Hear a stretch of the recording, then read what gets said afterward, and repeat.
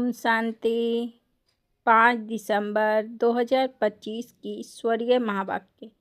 पहले सुनते हैं मुरली की मुख्य पॉइंट्स। बाबा ने कहा, अपने को आत्मा समझो और शिव बाबा को याद करो। यही सब दुख दूर करने की विधि है। यह दुनिया पुरानी रहने लायक नहीं है। हमें नई पावन दुनिया की तैयारी करनी है।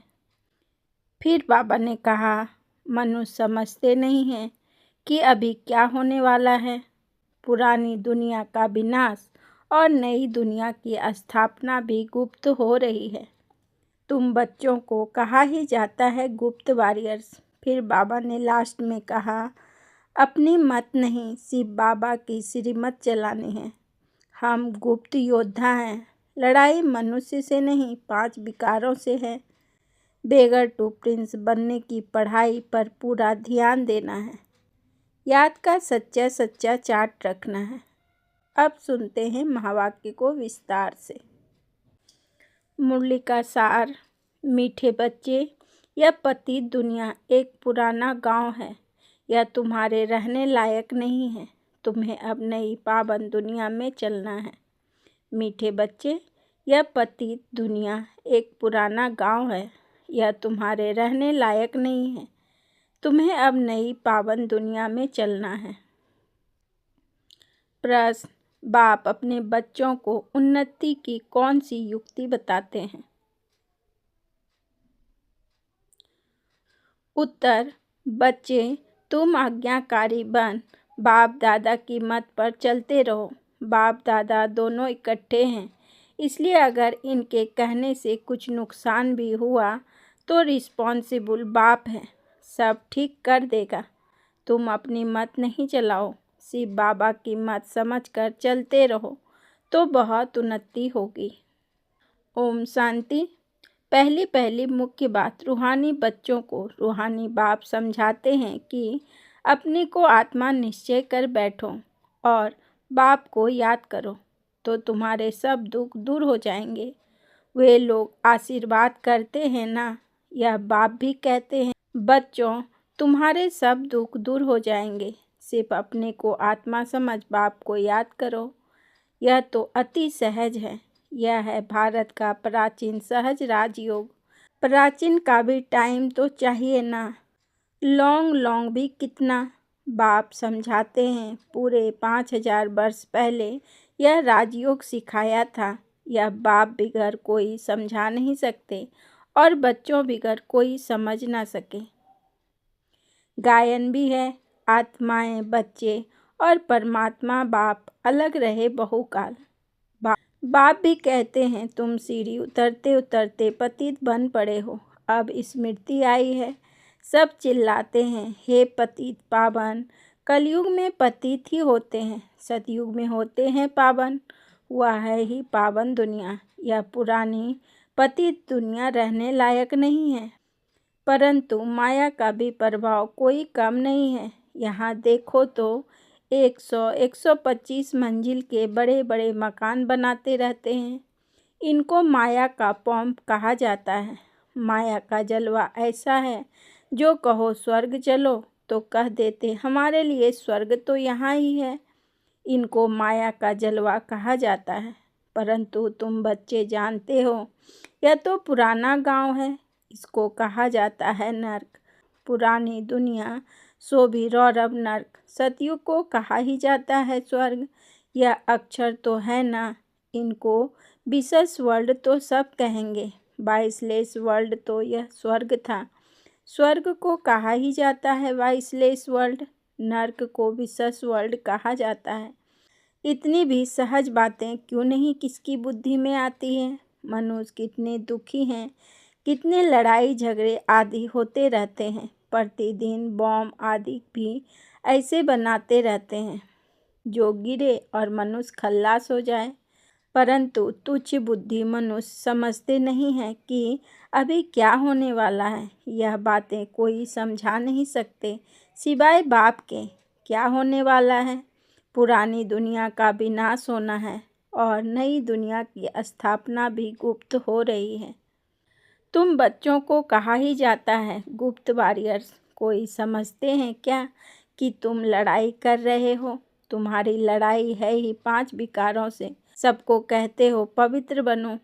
एक बाप के बच्चे हो ना, प्रजापिता ब्रह्मा के बच्चे तो सब भाई बहन हुए ना। समझाने की बड़ी युक्तियाँ चाहिए। प्रजापिता ब्रह्मा के तो ढेर बच्चे हैं, एक तो नहीं। नाम ही है प्रजापिता। लौकिक बाप को कभी प्रजापिता नहीं कहेंगे। प्रजापिता ब्रह्मा है तो उनके सब बच्चे आपस में भाई बहन ब्रह्मा कुमार कुमारियाँ ठहरे ना, परंतु समझते नहीं। जैसे पत्थर बुद्धि हैं, समझने की कोशिश भी नहीं करते। प्रजापिता ब्रह्मा के बच्चे भाई बहन हो गए, विकार में तो जा न सके। तुम्हारे बोर्ड पर भी प्रजापिता अक्षर बहुत ज़रूरी है, यह अक्षर तो ज़रूर डालना चाहिए। सिर्फ ब्रह्मा लिखने से इतना जोरदार नहीं होता है, तो बोर्ड में भी करेक्ट अक्षर लिख सुधारना पड़े।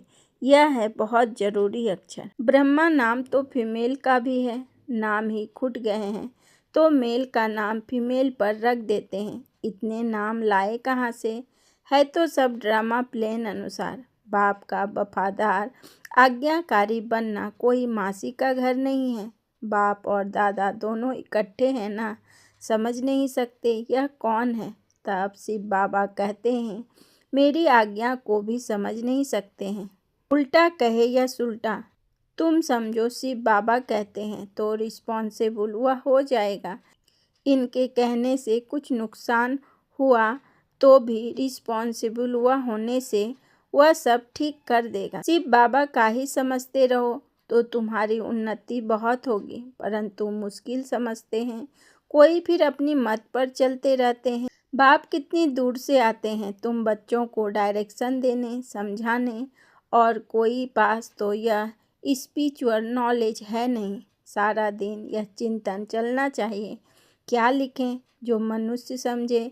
ऐसे ऐसे सीधे अक्षर लिखने चाहिए जो मनुष्य की दृष्टि पड़े। तुम ऐसा समझाओ जो कोई प्रश्न पूछने की दरकार ही ना पड़े। बोलो बाप कहते हैं अपने को आत्मा समझ मुझे याद करो तो सब दुख दूर हो जाएंगे।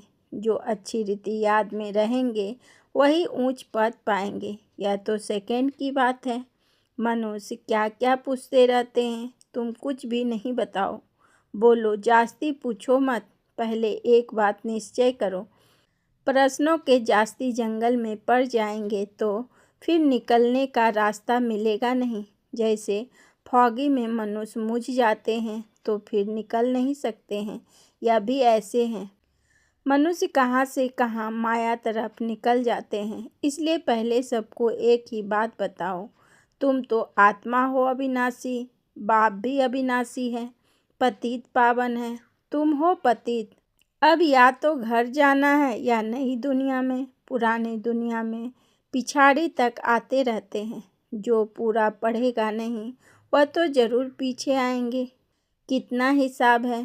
और फिर पढ़ाई से भी समझा जाता है पहले कौन जाएगा। स्कूल में भी निशानी दिखाते हैं ना, दौड़ी पहन हाथ लगा कर आओ, पहले नंबर वालों को इनाम मिलता है। यह है बेहद की बात, बेहद का इनाम मिलता है। बाप कहते हैं याद की यात्रा पर रहो, दैवी गुण धारण करने हैं, सर्वगुण संपन्न यहाँ बनना है। इसलिए बाबा कहते चार्ट रखो, याद की यात्रा का भी चार्ट रखो तो पता पड़ेगा कि हम फायदे में हैं या घाटे में। परंतु बच्चे रखते नहीं हैं। बाबा कहते हैं लेकिन बच्चे करते नहीं, बहुत थोड़े करते हैं। इसलिए माला भी कितनी थोड़ों की है। 8 बड़ी स्कॉलरशिप लेंगे फिर 108 प्लस में रहते हैं ना, प्लस में कौन जाएगा। बादशाह और रानी बहुत जरा सा फर्क रहता है। तो बाप कहते हैं पहले अपने को आत्मा समझो और बाप को याद करो। यही है याद की यात्रा। बस यही बाप का मैसेज देना है। टिक टिक करने की दरकार नहीं। मन मना भाव दे के सब संबंध छोड़ पुरानी दुनिया में सबका बुद्धि से त्याग करना है, क्योंकि अब वापस जाना है, अशरीरी बनना है। यहाँ बाबा याद दिलाते हैं, फिर सारे दिन में बिल्कुल याद ही नहीं करते, श्रीमत पर नहीं चलते हैं। बुद्धि में बैठता ही नहीं। बाप कहते हैं नई दुनिया में जाना है तो तमो प्रधान से सतो प्रधान बनना है। बाबा ने हमको राज्य भाग दिया है, हमने फिर ऐसे गंवाया। 84 जन्म लिया, लाखों वर्ष की बात नहीं। बहुत बच्चे अल्प को ना जानने के कारण फिर बहुत प्रश्न पूछते रहते हैं। बाप कहते हैं पहले मामेकम याद करो तो पाप कट जाएंगे, और दैवी गुण धारण करो तो देवता बन जाएंगे, और कुछ पूछने की दरकार नहीं। अल्प ना समझ बेते की तिक तिक करने से खुद ही मुझ जाते हैं, फिर तंग हो पड़ते हैं।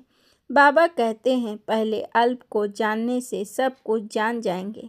मेरे द्वारा मेरे को जानने से तुम सब कुछ जान जाएंगे, बाकी जानने का कुछ रहेगा नहीं। इसलिए 7 रोज रखे जाते हैं। 7 रोज में बहुत समझ सकते हैं, परंतु नंबरवार समझने वाले होते हैं। कोई तो कुछ भी समझते नहीं।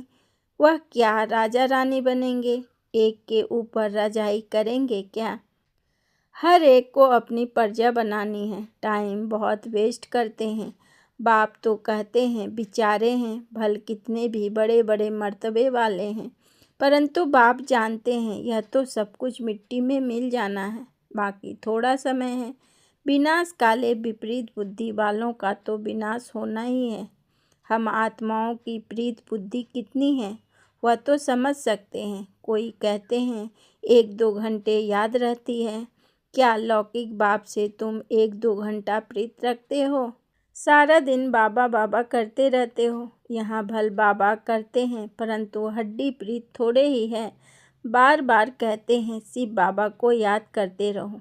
सच सच याद करना है, चालाकी चल ना सके। बहुत हैं जो कहते हैं हम तो शिव बाबा को बहुत याद करते हैं, फिर वह तो उड़ने लग पड़े। बाबा बस हम तो जाते हैं सर्विस पर, बहुतों का कल्याण करने। जितना बहुतों को पैगाम देंगे उतना याद में रहेंगे। बहुत बच्चियां कहती है बंधन है। अरे बंधन तो सारी दुनिया को है। बंधन को युक्ति से काटना है। युक्तियां बहुत है। समझो कल मर पड़ते हैं, फिर बच्चे कौन संभालेंगे? जरूर कोई ना कोई संभालने वाला निकल पड़ेगा। अज्ञान काल में तो दूसरी शादी कर लेते हैं। इस समय तो शादी भी मुसीबत है। किसको थोड़ा पैसा देकर बोलो बच्चों को संभालो। तुम्हारा यह मर्जीबा जन्म है ना, जीते जी मर गए, फिर पीछे कौन संभालेगा? तो जरूर नर्स रखनी पड़े। पैसे से क्या नहीं हो सकता। बंधन मुक्त जरूर बनना है। सर्विस के शौक वाले आपे ही भागेंगे। दुनिया से मर गए ना। यहाँ तो बाप कहते हैं मित्र संबंधी आदि का भी उद्धार करो। सबको पैगाम देना है। मनमना भपका तो तमो प्रधान से सतो प्रधान बन जाएंगे। यह बाप ही कहते हैं। और तो ऊपर से आते हैं, उनकी प्रजा भी उनके पिछाड़ी आती रहेगी। जैसे क्राइस्ट सबको नीचे ले आते हैं। नीचे पाठ बजाते बजाते जब अशांत होते हैं तो कहते हैं हमको शांति चाहिए।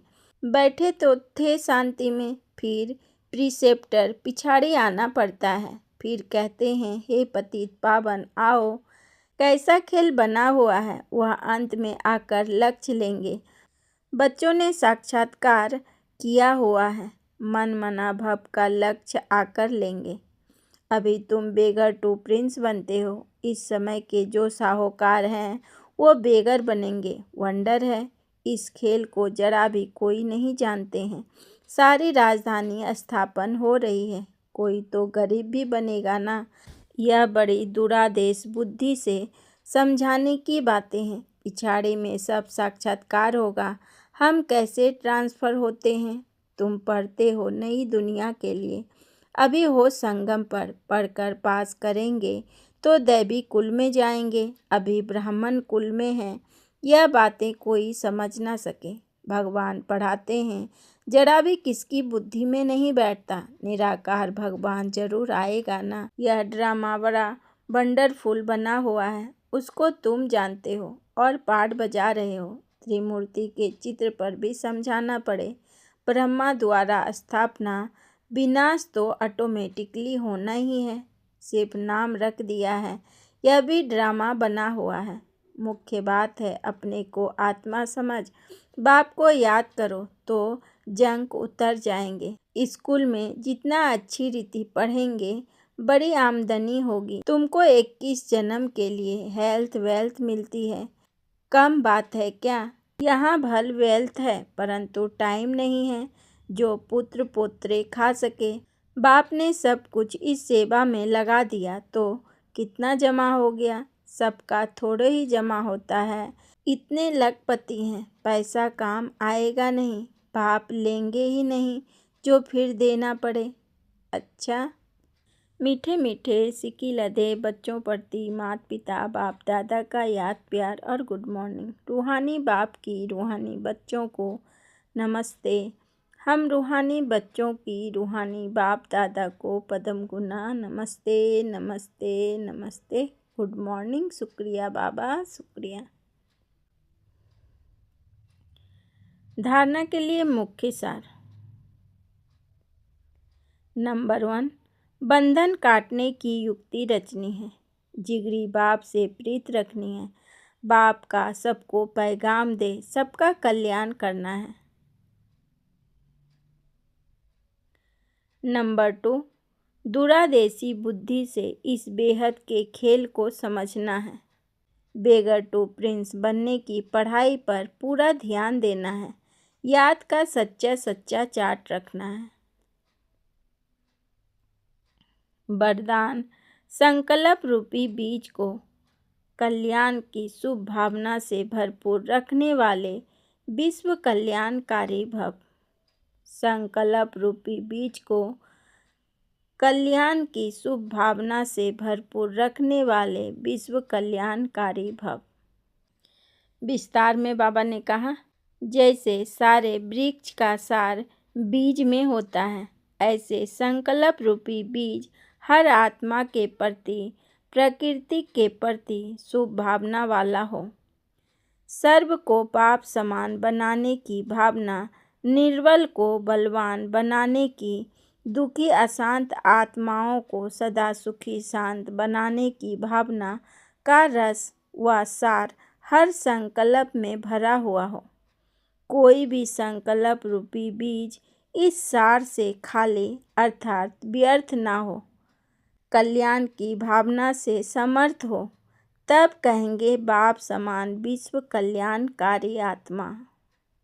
स्लोगन, माया के झमेलों से घबराने के बजाय परमात्म मेले की मौज मनाते रहो। माया के झमेलों से घबराने के बजाय परमात्म मेले की मौज मनाते रहो।